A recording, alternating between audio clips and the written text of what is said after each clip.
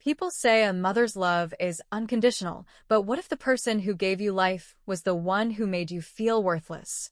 I don't remember the first time my mom made me feel small, not because it wasn't significant, but because it happened so often, so early, that it just became the background noise of my childhood.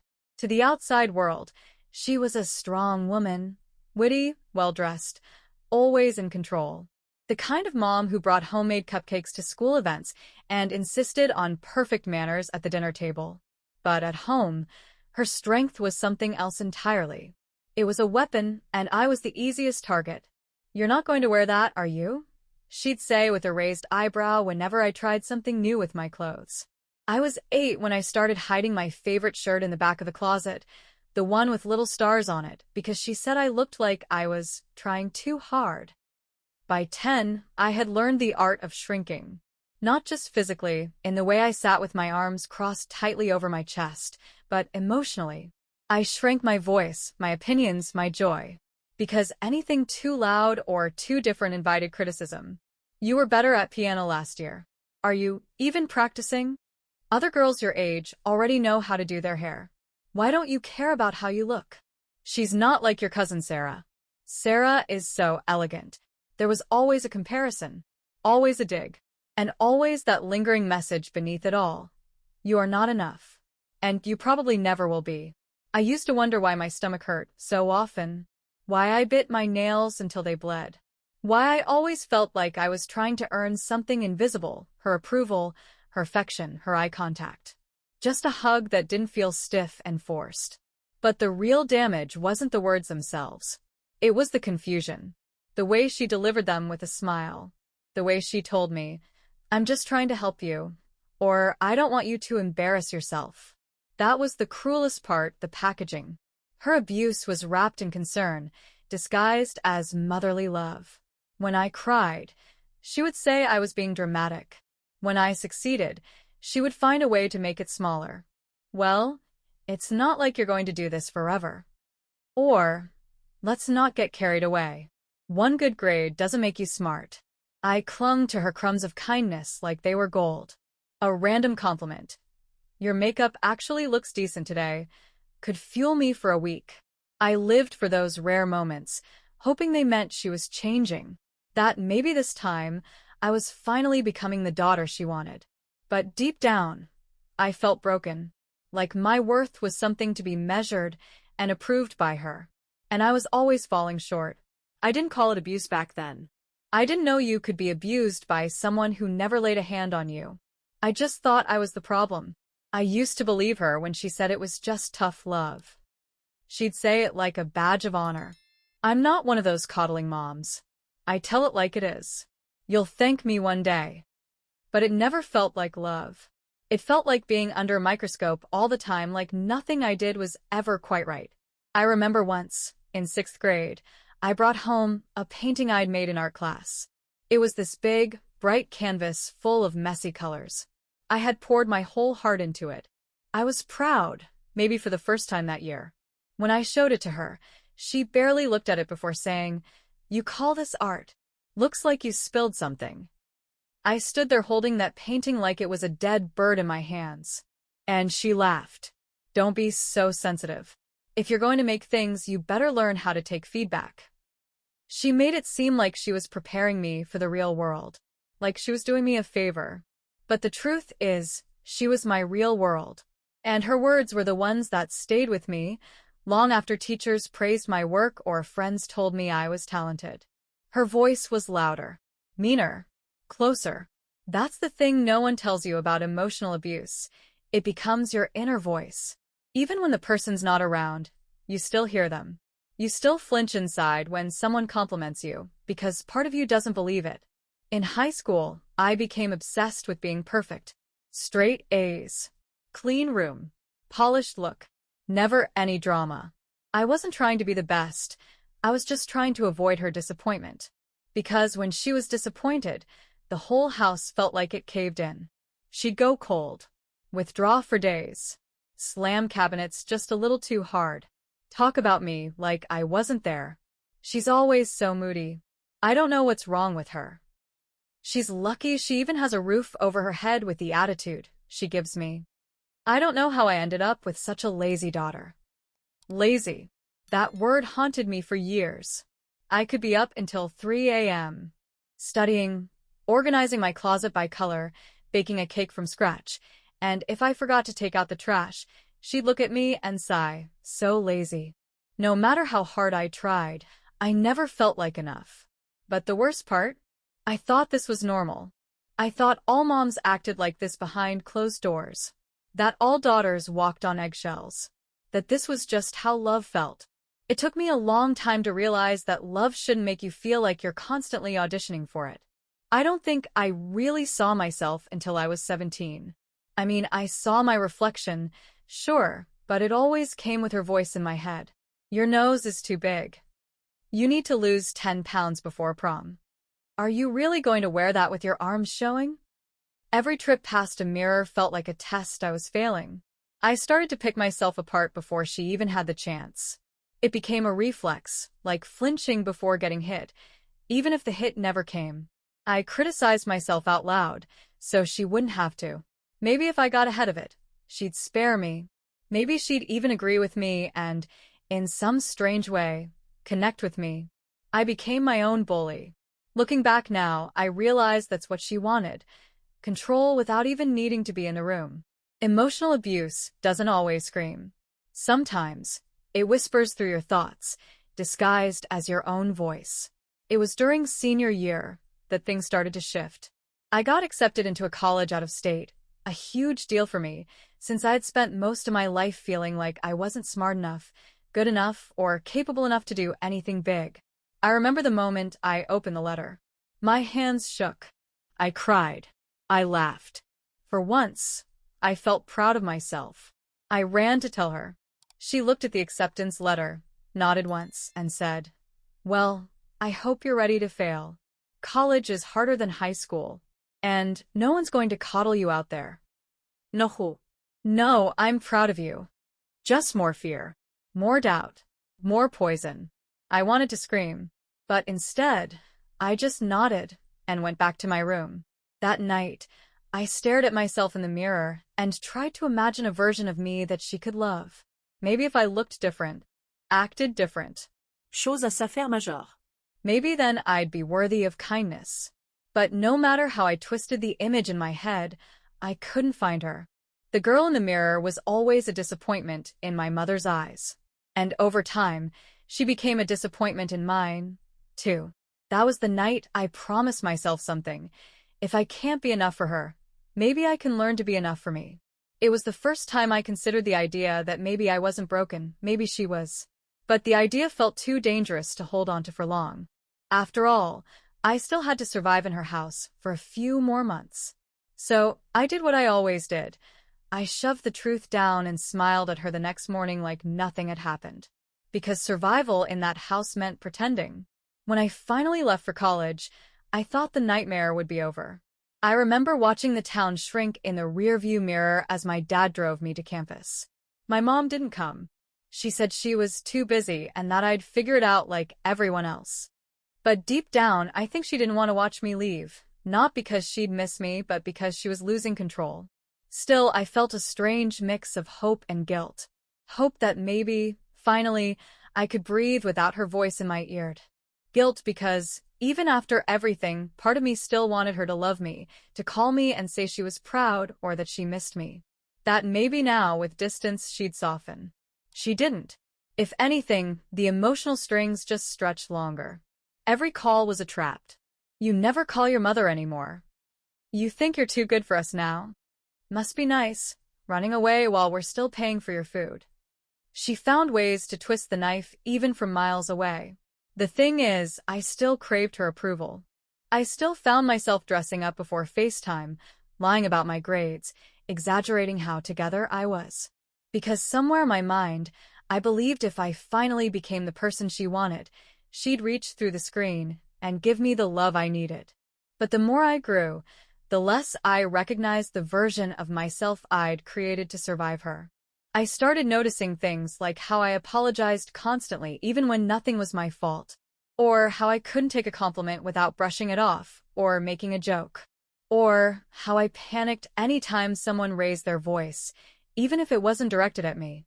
And I saw how I was drawn to people who treated me the same way she did, emotionally unavailable, critical, distant. Because somewhere in my bones, I thought that's what love was. I'd internalized her voice so deeply, it had become my compass, even when it pointed me in the wrong direction. One day, after a terrible breakup with a guy who said I was too emotional and clingy, I sat alone in my dorm and realized something gut-wrenching. I didn't know who I was without her voice in my head. I didn't know what I actually wanted, liked, or believed in. Only what I'd been told I should want. I was 20 years old and still living like a prisoner in a cell she'd built out of words. And that realization, it broke me. But it also woke me up. The first time I walked into a therapist's office, I almost turned around and left. I was shaking. My palms were sweaty. I kept thinking, what if she says I'm overreacting? What if this is all in my head? Because that's the thing about emotional abuse. You're trained to doubt yourself. You're taught that your pain is too much, that your sadness is dramatic, that your needs are a burden. But something inside me, something small but stubborn, told me to stay. Her name was Jamie. She was kind, calm, and didn't rush me. She didn't ask why I was there. She just said, "Take your time." And slowly, I began to unravel. I told her about my mom, the comparisons, the comments, the way love always came with a condition attached. I told her how I felt like I was never enough, not pretty enough, not smart enough, not anything enough. I waited for her to roll her eyes or tell me I was being too sensitive. But she didn't. She nodded. And then she said something that cracked something open inside of me. That wasn't love. That was emotional abuse. And I'm so sorry that happened to you. No one had ever said those words out loud before. It felt like stepping into the sunlight after years in a dark room. I cried, not just because I was hurt, but because I finally had permission to name it. To stop making excuses for it. To stop calling it tough love, or just how she is. That one sentence, that was emotional abuse, gave me a language I didn't know I was allowed to speak. From there, the healing began. And healing wasn't pretty. It meant breaking down in the middle of a grocery store because I couldn't decide what brand of cereal to buy, too scared to make the wrong choice. It meant unfollowing my mom on social media so I wouldn't spiral every time she posted about how grateful she was for her perfect family. It meant learning to sit with compliments instead of deflecting them, and to cry without shame. Jamie helped me realize something huge. My mother's words were not the truth. They were her pain projected onto me. They were her limitations, not my identity. And the more I saw that, the more I started peeling back the layers of who I had been forced to become to find the girl underneath. She was softer than I expected, and stronger. She still had scars, but she also had courage. And she was finally starting to come home to herself. Healing isn't a straight line. No one tells you that. After therapy started helping me understand the truth, I thought I could finally breathe. But healing from emotional abuse doesn't just mean cutting ties. It means cutting the cords of guilt that hold you hostage long after the abuser is gone. And let me tell you, the guilt was overwhelming. I'd go weeks feeling strong, finally setting boundaries, not answering her passive-aggressive texts, choosing not to go home for the holidays. But then one message would come through. A simple one. Your father's not doing well. I guess we're not important to you anymore. Don't worry. We'll be fine without you. And just like that, I was 5 years old again, desperate to be loved, to be good, to be enough. That's how emotional abusers keep you close. Not with kindness, but with guilt. With obligation. With that voice that whispers, "You're a bad daughter if you don't call. You're selfish. You're cold." And part of me believed it. I'd spiral, second-guess myself. Maybe I was being too harsh. Maybe she didn't mean it the way it sounded. Maybe she was just doing her best. But every time I caved, every time I let her back in, the same patterns returned. She'd ask about my life, only to criticize it. "You're still in therapy? Aren't you over all that by now?" Or she'd make my healing about her. "So now I'm the villain? Is that what your therapist told you?" There's no winning with someone who only sees you through the lens of control. Love, to her, was something to be earned, not given freely. So I had to choose her approval or my peace. And choosing peace meant choosing distance. It meant missing family birthdays. It meant uncomfortable conversations with relatives who didn't understand why I wasn't around anymore. She's your mother, they'd say. She gave you everything. But they didn't see the everything she took. She took my confidence. She took my sense of safety. She took my ability to trust myself. And I was finally learning how to take it back. Still, the grief lingered. Grieving a mother who's still alive is a special kind of pain. You mourn what was and what never was. You grieve the mother you needed and never got. The softness, the unconditional love, the pride, the open arms. There were nights I cried into my pillow, asking why she couldn't be different. Why she couldn't just love me without breaking me. But some people can't give what they never had. And some people choose not to heal their own wounds, they pass them on instead. I wasn't going to let that happen anymore. Not to me, not to anyone I chose to love. The hardest part of healing wasn't the memories. It wasn't even the guilt. It was learning how to live without a mother while she was still alive. Because even after everything, there were days I wanted to pick up the phone and hear her voice. Days when life felt overwhelming, and I ached for the kind of comfort people write songs about. I wanted someone to tell me it was going to be okay. I wanted a mom. But every time I reached for her, I got burned. So I stopped reaching. And I started learning how to mother myself. At first it felt awkward, like I was pretending to be someone I wasn't. But slowly, I began to show up for myself in all the small, quiet ways I had once longed for. When I cried, I let myself feel it, without shame, without apology. When I failed, I reminded myself I was still worthy of love. When I succeeded, I celebrated, not just the outcome, but the courage it took to try. I wrote sticky notes and put them on my mirror. You are enough. You're not too much. You don't have to earn love. It felt cheesy at first, but I had to overwrite years of poison with tiny doses of truth. I stopped calling myself names in my head. I started noticing when I was being hard on myself and asking, whose voice is that? Mine or hers? I practiced speaking to myself like I would to a child I loved. And maybe that's what healing really is, becoming the parent you needed. Learning how to show yourself the kind of tenderness no one else ever taught you is allowed. I also built a circle of people who did see me. Friends who didn't roll their eyes when I talked about my dreams. A mentor who reminded me that trauma doesn't define my potential. A partner who held me gently on the nights I crumbled and never told me I was too much. Bit by bit, the girl inside me, the one who had learned to hide, shrink, and apologize for her existence, started to feel safe again. She started to laugh without looking over her shoulder. She started to take up space. She started to believe she deserved better. Not just from others, but from herself. One of the most painful lessons I had to learn was this. Love is not supposed to hurt. It's not supposed to leave you questioning your worth. It's not supposed to make you anxious, small, or afraid. And it's definitely not supposed to come with strings attached. For most of my life, I confused love with control. I thought being criticized was normal, that being constantly corrected meant someone cared. If someone pointed out my flaws, I assumed they were helping me. That's what my mother always said. But that wasn't love. That was manipulation. That was power dressed up as parenting. It took a long time to understand the difference between love and approval. My mother's love had always been conditional. Perform well, make her look good, stay within her comfort zone, and maybe then I'd get a moment of kindness. But real love doesn't disappear when you mess up. It doesn't turn cold when you have a bad day. It doesn't punish you for growing into someone different. So I started redefining what love looked like for me. I learned that love could be gentle. It could sound like, I'm here, not you disappointed me again. It could feel like safety, not feared. It could show up, even when you're messy and imperfect and unsure.